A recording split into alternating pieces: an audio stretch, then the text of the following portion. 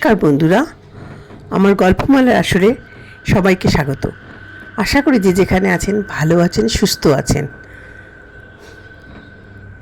আর আমি একটা আজ নতুন গল্প, ঠিক না কাহিনী নিয়ে আপনাদের কাছে এসেছি।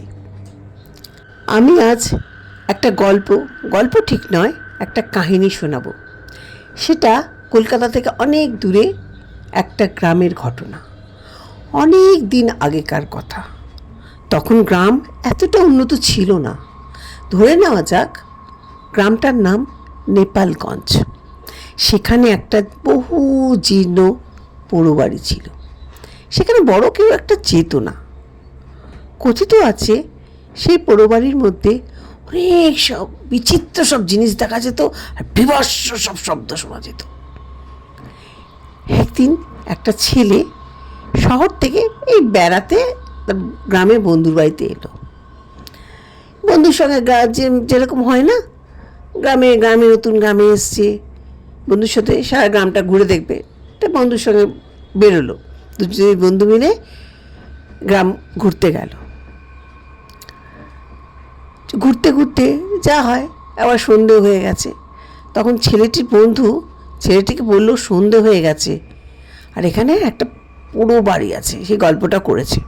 পোড়ো বাড়ি আছে, সেখান দিয়ে বড় একটা কেউ যায় না সন্ধ্যের পর, তাই তাড়াতাড়ি বাড়ি ফিরতে হবে।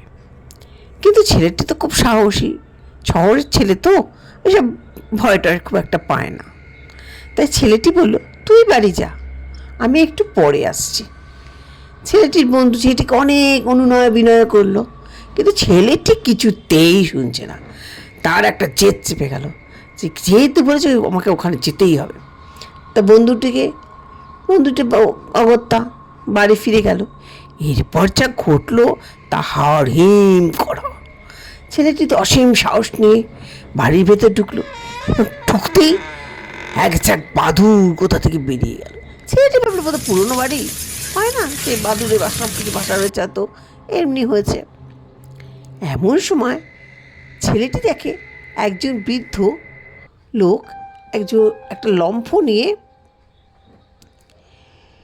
তার দিকে এগিয়ে এলো, এবং ছেলেটি ভাবলো এই বাড়ির সম্বন্ধে সে যা শুনেছে সেটা হয়তো রটনা। বৃদ্ধটি ছেলেটিকে জিজ্ঞেস করলো সে কোথা থেকে আসছে এবং তাকে বসতে তখন ছেলেটি বললো যে সে তার বন্ধুরা সবকে যখন শুনলো বৃদ্ধটি, তখন তাকে যা হয় না যে গ্রামে কেউ এসছে শহর থেকে, তাই কারোর বাড়িতে অতিথি প্রত্যেকে এটা মনে করে গ্রামে যে সবাই তারও যে এসেছে সে তারও অতিথি। তা বৃদ্ধটি বললো সে বসতে বললো তাকে, এবং বৃদ্ধটি বললো সে বাড়িতে সে সে বাড়িতে দেখাশোনা করে বাড়িটার, সে বলে চলে যায়।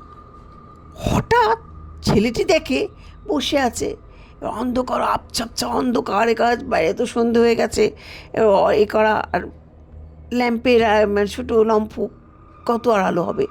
সে আলোতে হঠাৎ দেখে কি একটা সাদা কাপড় তার দিকে এগিয়ে আসছে, এবং চারিদিকে শুধু তার ঠান্ডা, ভীষণ ঠান্ডা। সেই বৃদ্ধের মুখটা একখান বিভৎস হয়ে গেল। ছেলেটি তখন সব বুঝতে পারলো, আর শব্দগুলো ক্রমশ বাড়তে লাগলো, এবং বিভিন্ন সব নানা রকম উৎপাত শুরু হতে লাগলো। ছেলেটি এই শব্দ আর সহ্য করতে অজ্ঞান হয়ে গেল। যখন ছেলেটি চোখ খুলল, তখন ছেলেটি দেখে তার বন্ধুর বাড়িতে আছে, এবং চারপাশে প্রচুর লোক। ঘটনাটি হয়েছিল কি, ছেলেটি তো বাড়িতে ফিরছে না দেখে ছেলেটির বন্ধু কিছু একটা সন্দেহ করেছিল। গ্রামের কিছু লোক নিয়ে সে পোড়ো বাড়িতে যায়, এবং গিয়ে দেখে ছেলেটি ওখানে অজ্ঞান হয়ে পড়ে আছে, এবং গ্রামের লোকেরা না গেলে ছেলেটিকে হয়তো বাঁচানো যেত না। ঠিক সময়ে তারা পৌঁছেছিল, কারণ এর আগে যারা ওই বাড়িতে গেছে তারা কেউ ফিরে আসেনি। তারপর ছেলেটি আর কোনো কথা না বলে সোজা গ্রামতে শহরে ফিরে আসে। পরে শোনা যায় যে বাড়িটা অনেক লোকে অনেক রিপোর্ট করেছে, করার পর অনেকেই অনেক কিছু তারপর বহু ঘটনা ঘটে যায়। তার বাড়িটা ভেঙে সরকারি কোনো অফিস টফিস তৈরি হয়েছিল।